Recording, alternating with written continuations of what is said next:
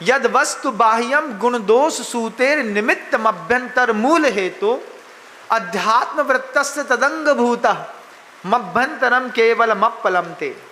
आचार्य समंत्रबद्ध गुरुदेव जीवन के यथार्थ को कैसे भगवान की स्तुति करते करते रख देते हैं। आचार्य भगवान कैसी अद्भुत बातें आगम ग्रंथों में कहते हैं। इस बात को समझने के लिए दो सरल हृदय का होना जरूरी है। ये बात जब भगवान वर्धमान स्वामी गौतम स्वामी से कह रहे थे, दो सरल व्यक्ति के बीच का संवाद है, दोनों सरल हैं। वर्धमान स्वामी भी सरल हैं, गौतम स्वामी भी सरल हैं। यहाँ पर हमारे आपके बीच का संवाद है। क्या हम दोनों सरल हैं? बताओ, क्या मैं आपको सरल दिखता हूँ? नहीं, आप तो बिल्कुल भी सरल नहीं दिखते। और आप मुझे क्या सरल दिखते हैं?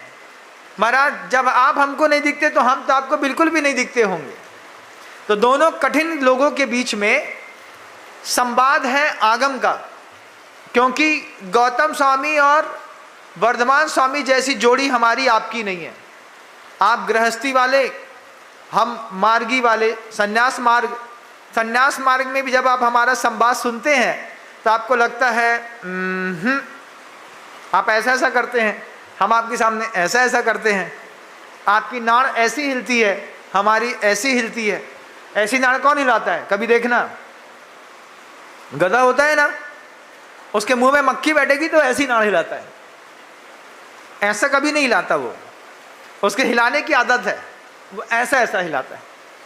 आचार्य कह रहे हैं आप उस बात को गौर करिए। सबसे पहले अंदर में, दिमाग में बात रखिएगा।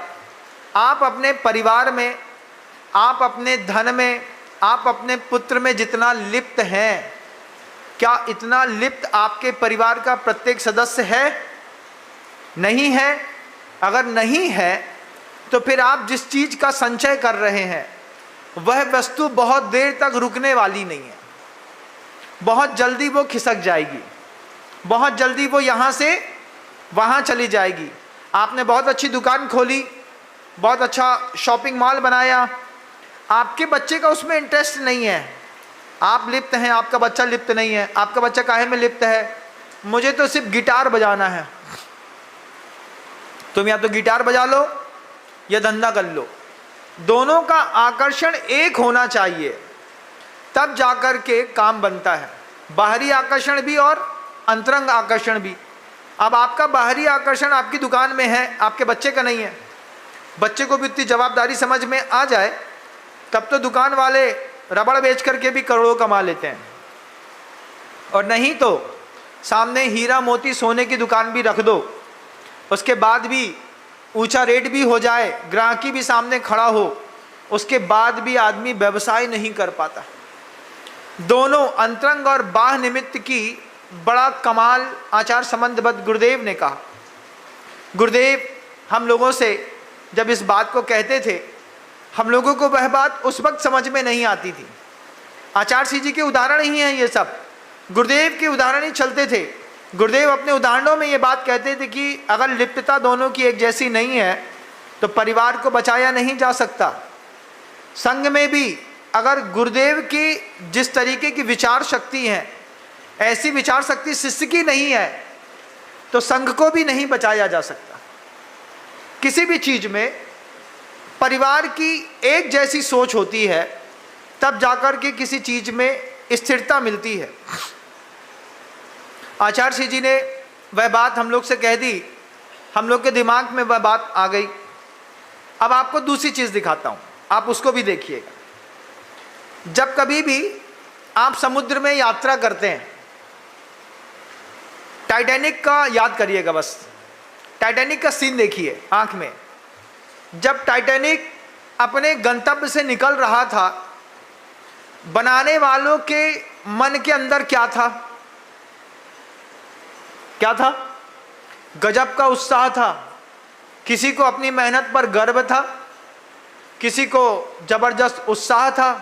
बैठने वाले लोग में लोग पैसे वाले, धनाढ्य और ताकतवर थे, क्योंकि टाइटैनिक की यात्रा करना, वहाँ हर चीज़ महंगी। 1800 से ऊपर लोग बैठे, 2200 लोग बैठे थे उस पर। 126 या 28 लोग बचे, बाकी सब चले गए।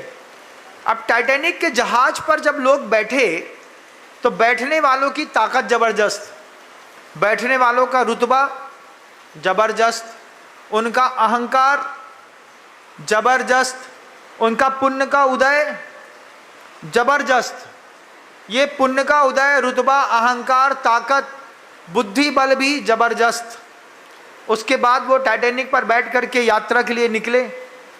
चलाने वाला भी ज़बरदस्त, पढ़ा लिखा आदमी, नाविक, बैठने वाले सारे के सारे लोग धनाढ्य समुद्र पार कर रहे हैं। पार करते करते बीच में जब टाइटैनिक टूटा और उसके संधि स्थान टुकड़े टुकड़े होकर के बिखरने लगे, हर छोटी सी दरार से भी पानी स्पीड पे अंदर आने लगा। आपने वो पूरा दृश्य देखा है, क्योंकि आपने मूवी देखी है। आप इस बात को बहुत अच्छे से समझेंगे कि इतना बड़ा जहाज समुद्र पार कर रहा था। हर व्यक्ति के मन के अंदर उमंगें थी, हर व्यक्ति के मन के अंदर तरंगें थी, अहंकार था, रुतबा था। आपने वहाँ का डांस देखा होगा, वहाँ के लोगों के चेहरे देखे होंगे, वहाँ के लोगों का खान पान देखा होगा, सब देखा आपने। जब वो टूटा, टूट करके जब वो बिखर गया, तो जो लोग बचे वो किसके सहारे बचे? किसके सहारे? लकड़ी का पटिया, लकड़ी के पटिया के सहारे 8-8 दिन तक लोग एक पटिया पर बैठे रहे।